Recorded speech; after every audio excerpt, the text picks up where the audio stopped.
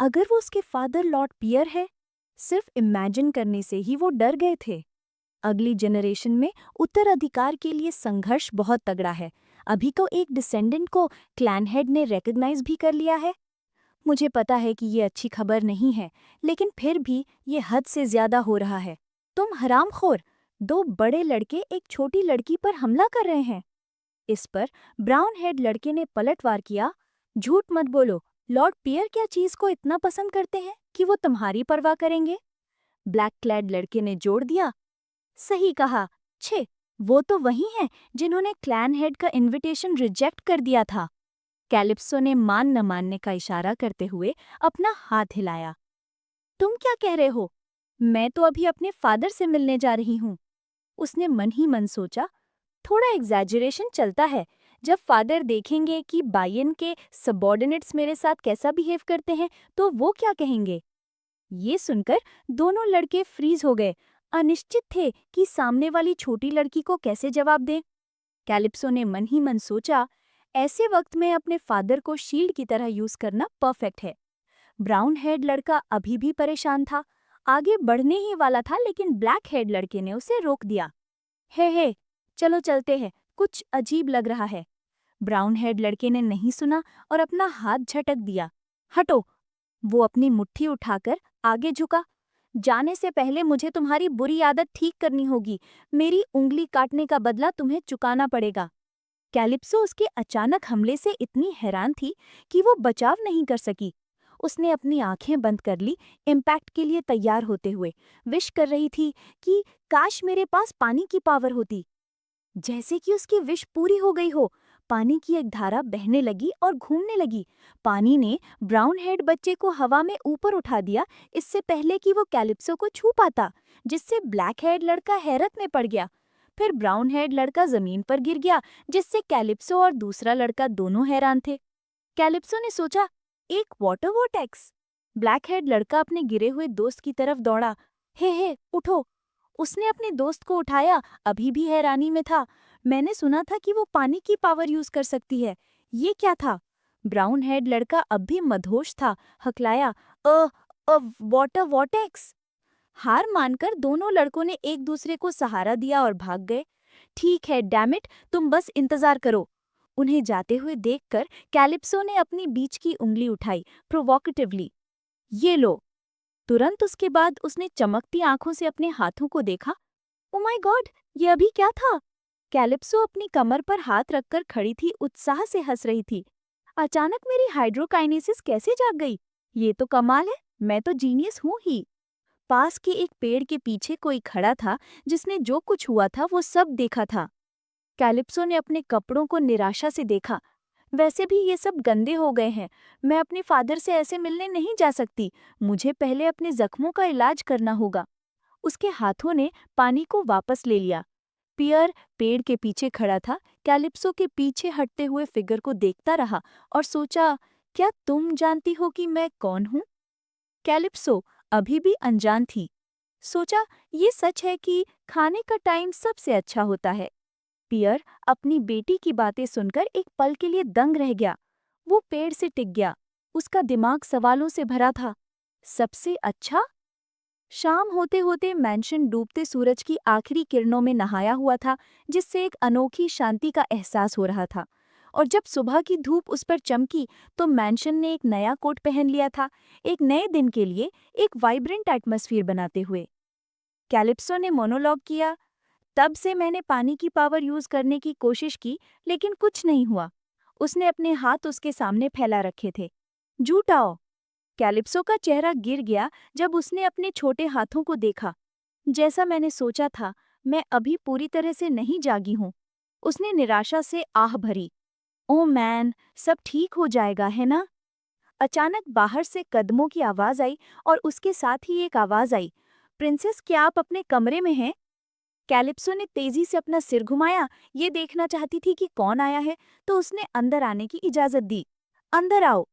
दरवाजा क्लिक की आवाज के साथ खुला। वो नारंगी बालों वाली एक लड़की थी। उसने अपना परिचय दिया। मेरा नाम मीसा है और मैं आज से यहाँ काम करूंगी। मैं आपके मार्गदर्शन की आशा करती हूँ, प्रिंसेस। इस पल कैलिप्सो को याद आया कि उसे मिस से प्रिंसेस में प्रमोट कर दिया गया था। इससे पहले कि कैलिप्सो और कुछ सोच पाती, मीसा ने चमकते चेहरे के साथ घोषणा की, आपकी एनरोलमेंट की डेट डिसाइड हो गई है। उसके चेहरे को देखते हुए कैलिप्सो को लगा कि उसने इस इंसान को कहीं देखा है। मीसा की गर्दन पर बने स्केल्स को देखते हुए कैलिप्सो को आखिरकार याद आ गया। अपनी पिछली लाइफ में जमीन के जानवरों और बीस्टमैन से लड़ने के लिए पर्याप्त शर्तें जरूरी थीं। हाइड्रोकाइनेसिस वाले कमांडर को बेहतरीन होना चाहिए था, और एक यूनिट में जिसमें हाइड्रोकाइनेसिस वाला कमांडर नहीं है, पानी के स्रोतों को ढूंढने की क्षमता रखने वाले बीस्टमैन जरूरी थे।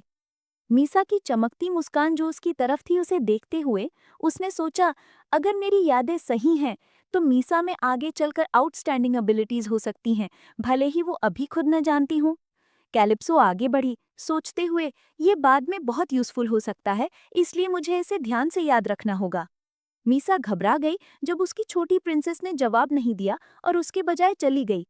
प्रिंसेस, आप अब कहाँ जा रही हैं? मीसा ने चिंता से कहा, हाल ही में बहुत सारी बिल्डिंग गिर गई हैं, इसलिए आप अकेले बाहर नहीं जा सकती प्रिंसेस। अपने चिंतित एक्सप्रेशन के साथ मीसा ने कैलिप्सो के साथ जाने की रिक्वेस्ट की, डरते हुए कि कहीं वो खतरे में न पड़ जाए। ये सुनकर कैलिप्सो की आंखें बड़ी हो गईं जब उसने मीसा को देखा, जैसे वो हैरान हो। कैलिप्सो ने रिकॉल किया जब एक नौकर ने उसे जोर से बेड पर रखा था। अगर तुम स्पीशीज की दुल्हन हो तो क्या तुम्हें आगे बेच नहीं दिया जाएगा? या जब ओक्यूला ने धमकी दी थी, अगर तुम अपनी वर्थ प्रूव नहीं कर पाती हो तो तुम्हें निकाल दिया जाएगा। और वो वक्त जब उसने 2 मीट्स को आह भरते हुए सुना था, ओ डियर, हमारी मालकिन कितनी बेकार हैं, काश हम जल्द ही कहीं और शिफ्ट हो जाते। प्रेजेंट में वापस आते हुए कैलिप्सो ने हाथ बढ़ाया और हल्के से मीसा के बालों को सहलाया, कहते हुए, ये सही में बहुत अच्छी बात है, जिससे मीसा पूरी तरह से उलझ गई। अगले ही पल उसकी आंखें भावनाओं से भर गईं सामने वाली छोटी लड़की की प्यारी हरकत पर। मीसा चिल्लाई, प्रिंसेस! मीसा को ज्यादा कुछ कहने का मौका ना देते हुए कलिप्सो ने चमकती प्यारी मुस्कान के साथ कहा, शुक्रिया, लेकिन मैं अकेले जाकर ठीक रहूंगी। फिर कलिप्सो खुश मूड में चली गई, मीसा को छोटी लड़की के बारे में रीअश्योरेंस देते हुए। सीन बदला एक झरना की तरफ, जहां किसी का हाथ हल्के से पानी के तालाब को छू रहा था। पियर ने एक आवाज सुनी, ग्रीटिंग सर, और मुड़कर देखा कि कौन आया है। उसने कलिप्सो से पूछा, फिर से खो गई? छोटी लड़की ने चिढ़कर पलटवार किया, बिल्कुल नहीं, क्या मैं बेवकूफ लगती हूँ या क्या? अपने बोल्ड शब्दों के बावजूद वो ये सोच रही थी कि क्या कहें ताकि उसका फादर उसे इग्नोर ना करे और जवाब दे। उसका छोटा सर अपने फादर के करीब जाने का तरीका सोचने की कोशिश कर रहा था। फिर कलिप्सो चमकती मुस्कान के साथ पलटी और सीधे पूछा, अंकल, क्या आप हाइड्रोमांसी यूज करना जानते हैं? पियर ने उसकी तरफ नहीं देखा, बल्कि अपना चेहरा दूसरी तरफ घुमा लिया, जांचते हुए, अगर मैं जानता हूं तो क्या? कलिप्सो ने आगे कहा, कृपया मुझे बताइए, मुझे लगता है कि आप एक अच्छे टीचर होंगे। पियर अपनी बेटी से थोड़ा स्पीचलेस था। उसने पूछा, किस आधार पर? उसने दिखावा करते हुए जवाब दिया, मुझे नहीं पता। कलिप्सो का एक्सप्रेशन हल्का सा उदास और रोना धोना वाला हो गया। मुझे सच में सीखना है, क्या मैं नहीं सीख सकती? एक स्विच पलटने की तरह उसका चेहरा अचानक चमक गया। मैं आपको मुझ जैसी जीनियस डिसाइपल को पालने का मौका दे रही हूँ। पियर उसे ऐसे देखते हुए पूछा, तुम किसकी तरह हो, तुम्हें शर्म नहीं आती? कलिप्सो ने कहा, शायद अपने फादर की तरह। जिससे पियर हिचकिचाया।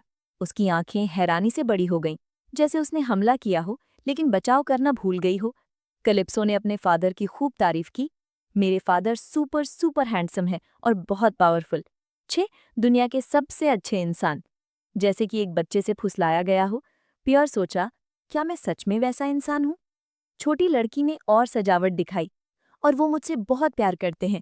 उसका लहजा थोड़ा नरम हो गया, और मैं उनसे बहुत प्यार करती हूँ, इसलिए कृपया हमेशा मुझसे प्यार करे।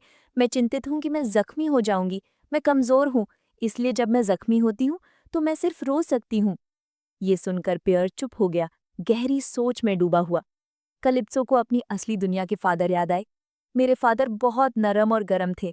माई प्रिंसेस, डैडी अपनी बेटी से कितना प्यार करते हैं। क्या दर्द हो रहा है? डैडी को फूंक मारने दो। एक खुश छोटा परिवार, 3 लोगों का। मेरे पेरेंट्स मुझसे इतना प्यार करते थे कि मैं भूल गई थी कि मैं अडॉप्टेड हूँ। अब वो सिर्फ उन खूबसूरत यादों को याद कर सकती थी। कोई भी चीज़ मेरी फैमिली को रिप्लेस नहीं कर सकती, भले ही वो सिर्फ एक बार ही हो। अगर मुझे अपनी मॉम और डैड को फिर से देखना पड़ा तो मैं पक्का घर जाऊंगी। ये सोचते हुए उसके छोटे हाथ उसकी स्कर्ट को मजबूती से पकड़ रहे थे, जैसे अपना दृढ़ निश्चय दिखा रहे हों। इस पॉइंट पर आखिरकार पियार बोला और उससे पूछा, तो तुम अपने फादर से क्यों नहीं सीखती? कलिप्सो हिचकिचाई जब वो एक्सप्लेनेशन दे रही थी। मेरे फादर बहुत बिजी हैं। आप ऐसे लगते हैं कि आपके पास कुछ नहीं है करने को, तो कृपया मेरी हेल्प करें। अचानक उसने कहीं से प्रेशर महसूस किया, जिससे उसका चेहरा थोड़ा घबराहट में आ गया। ये एहसास होते ही कि वो उसके बगल वाले इंसान से आ रहा है, उसने पियर की तरफ देखा। पियर अब बहुत गुस्से में था, उसके पीछे का पानी जोर से उठ रहा था। कलिप्सो हैरान होकर अपने सामने वाले आदमी को घूर रही थी। कलिप्सो ने एक हाथ से अपना चेहरा ढक लिया, सोचते हुए ये मुझे प्रेशर देने के लिए हाइड्रोमैंसी यूज कर रहा है। उसने समझाया, 1 साल में मैं एजुकेशनल फैसिलिटी जाऊंगी। अगर मुझे वहां फर्स्ट प्लेस आना है तो मुझे हाइड्रोमैंसी यूज करनी होगी। ये सुनकर पियर ने एडवाइस दी, अगर तुम इसे बहुत जोर से जगाने की कोशिश करोगी तो तुम मर सकती हो। लेकिन पियर की चिंता के विपरीत छोटी लड़की बहुत दृढ़ निश्चय वाली थी। ठीक है, लाइफ तो एक ही बार मिलती है, मरने में क्या बड़ी बात है। इसके अलावा मुझे ये भी नहीं पता कि एजुकेशनल फैसिलिटी का हाइड्रोमैंसी से कोई लेना देना है भी या नहीं। क्यों नहीं होगा? नंबर 1 होने के लिए ऑफकोर्स तुम्हें वो पावर चाहिए। अपनी बेटी को ये कहते हुए सुनकर पियर स्पीचलेस था। उसने मन ही मन शिकायत की, इस बच्चे को किसने पाला? ये कैसी टीचिंग है? कलिप्सो ने कहा, मेरे फादर चाहते हैं कि मैं सबसे अच्छी किलर वेल बनूं।